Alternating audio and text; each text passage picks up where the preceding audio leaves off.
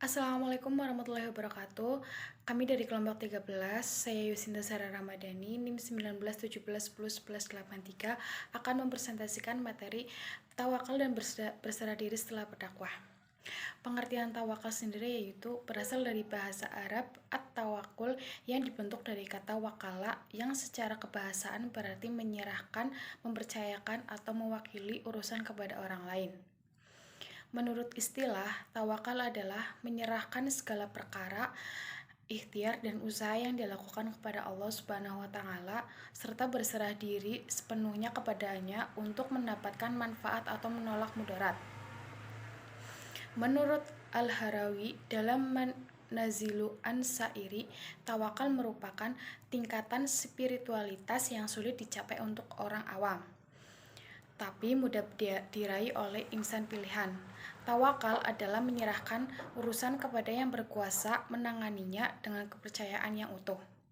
Maksudnya ialah menyerahkan seluruh perkara kepada Allah Subhanahu wa taala, bersandar kepada kekuasaannya dalam mengatur siklus alam semesta, mendahulukan perbuatannya ketimbang perbuatan kita dan mengutamakan kehendaknya di atas kehendak kita. Ada juga konsep tawakal menurut Quraish Shihab, yaitu seorang muslim dituntut untuk berusaha tetap pada saat yang sama. Dia dituntut pula untuk berserah diri kepada Allah Subhanahu wa taala. Dia dituntut melaksanakan kewajibannya, kemudian menaati hasilnya sebagaimana kehendak dan ketetapan Allah Subhanahu wa taala. Manusia berusaha dalam batas-batas yang dibenarkan disertai dengan ambisi yang meluap-luap untuk meraih sesuatu. Akan tetapi, ketika gagal meraihnya, jangan merontak atau berputus asa serta melupakan anugerah Tuhan yang selama ini telah diterima. Selanjutnya, ada juga derajat-derajat tawakal. Yang pertama yaitu keyakinan kepada Allah Subhanahu wa taala seperti keyakinannya kepada wakil yang telah dikenal kebenarannya, kejujurannya, perhatian, petunjuk, dan kasih sayangnya. Yang kedua yaitu keadaannya terhadap Allah Subhanahu wa taala seperti keadaan anak kecil kepada ibunya. Ia telah mengenal selain ibunya dan segala urusan hanya mengandalkannya. Ia adalah pikiran pertama yang terlintas di hatinya. Kedudukan ini menuntut manusia untuk tidak berdoa dan tidak memohon kepada Allah SWT karena percaya pada kemurahannya dan kasih sayangnya. Yang ketiga yaitu seperti pucatnya orang sakit yang bisa terus berlangsung dan terkadang lenyap. Jika engkau katakan apakah hamba boleh berencana dan mengandalkan sebab-sebab. Ya, selanjutnya ditinjau dari sudut orang yang bersikap berserah diri atau tawakal itu dibagi menjadi dua bagian, yaitu berserah diri kepada Allah Subhanahu wa taala dan berserah diri kepada selain Allah Subhanahu wa taala. Dan pada masing-masing bagian ini terdapat beberapa macam berserah diri atau tawakal, yaitu sebagai berikut. Yang pertama, berserah diri atau tawakal kepada Allah Subhanahu wa taala. Sikap berserah diri kepada Allah terdapat 4 macam, yaitu yang pertama, berserah diri kepada Allah dalam keadaan diri yang istiqomah serta dituntun dengan petunjuk Allah, serta bertauhid kepada Allah secara murni dan konsisten terhadap agama Allah baik secara lahir maupun batin, tanpa ada usaha untuk mempengaruhi kepada orang lain. Artinya, sikap tawakal itu hanya bertujuan memperbaiki dirinya sendiri tanpa melihat pada orang lain. Yang kedua, berserah diri atau tawakal kepada Allah dalam keadaan diri yang istiqomah seperti disebutkan di atas, dan ditambah dengan tawakal kepada Allah Subhanahu wa taala untuk menegakkan, memberantas bid'ah, memerangi orang-orang kafir dan munafik, serta memperhatikan kemaslahatan kaum muslimin, memerintahkan kebaikan serta mencegah kemungkaran dan mempengaruhi pada orang lain untuk melakukan penyembahan hanya kepada Allah Subhanahu wa taala. Yang ketiga yaitu berserah diri atau tawakal kepada Allah dalam mendapatkan kebutuhan seorang hamba dalam urusan duniawinya atau mencegah sesuatu yang tidak diinginkan berupa musibah atau bencana, seperti yang bertawakal untuk mendapatkan rezeki atau kesehatan, atau istri atau anak-anak untuk mendapatkan kemenangan terhadap musuhnya, dan lain-lain seperti itu. Yang keempat, berserah diri atau tawakal kepada Allah dalam bertaubat haram dan menghindari diri. Yang kedua yaitu berserah diri atau tawakal kepada selain Allah.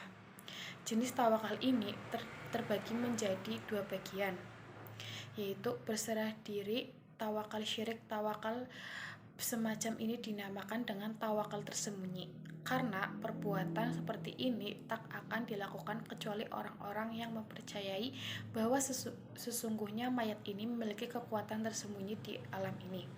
Bagi mereka tidak ada perbedaan apakah mayat ini berupa mayat seorang nabi atau seorang wali atau takut yang menjadi musuh Allah Subhanahu wa taala.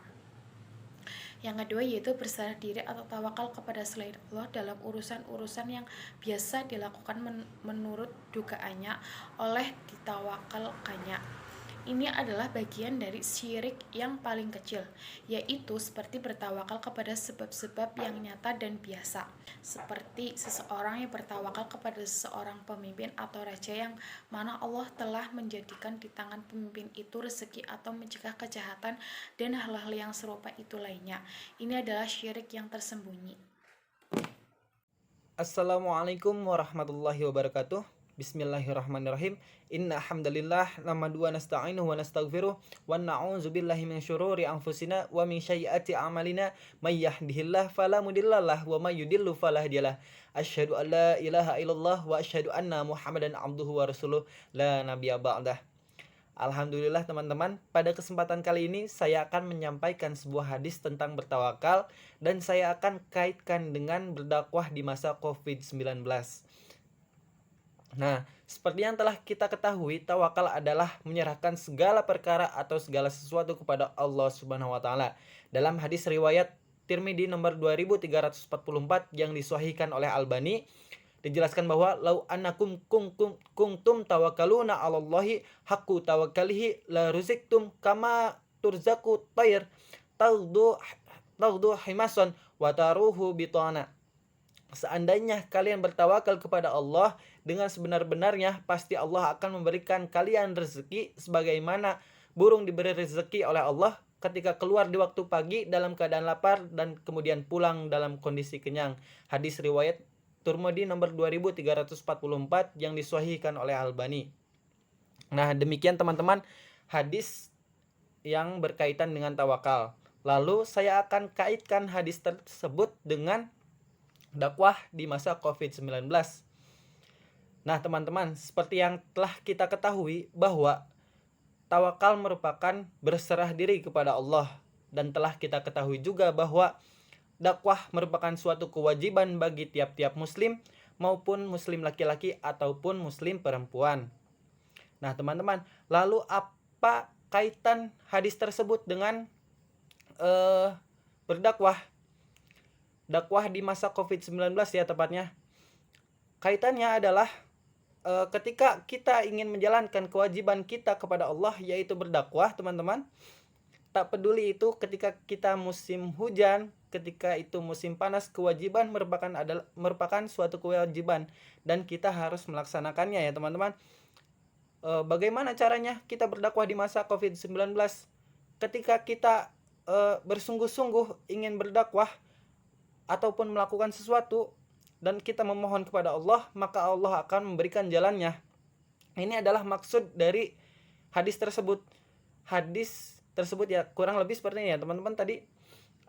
Ketika kita bersungguh-sungguh kepada Allah dalam bertawakal, maka Allah akan memberikan kita sebuah rezeki. Nah, begitupun ketika kita ingin berdakwah di masa COVID-19 ini, ketika kita bersungguh-sungguh ingin menyeru rekan-rekan kita, keluarga kita, ataupun orang-orang di sekitar kita, menyeru untuk melakukan suatu hal kebaikan, menyeru untuk meningkatkan keimanan kita kepada Allah, untuk tetap bertawakal kepada Allah, maka kita itu bisa untuk melakukannya dengan cara kita bersungguh-sungguh gitu.